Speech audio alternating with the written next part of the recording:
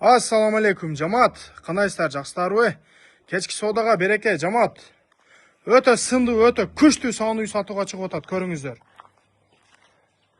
Жаш мал болсо алат элем, торпогу эркек болсун дегендер болсо көрүңүздөр. Малдын сулуулугу өтө сулуу мал, сындуу мал. Көрүп турасыздар. Үчүнчү баласы торпогу эркек, мынакей көрүп турасыздар.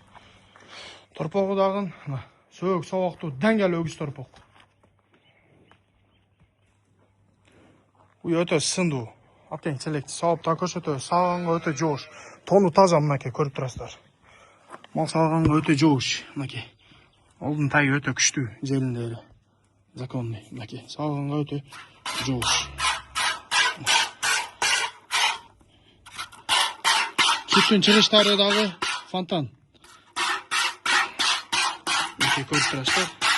Мал сааганга өтө жоош. Sütü dağın sapsarık sütü var ekan, öte koyuq.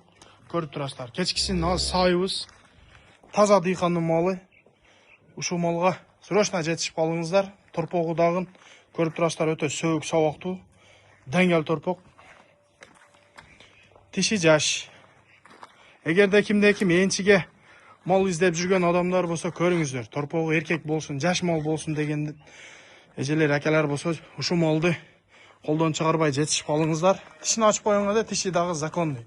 Мынакей малдын келлелери, баштары өтө чырайлуу. Тиши дагы өтө кылыч, мынакей. Көрүп турасыздар. Тиш дагы законный болду.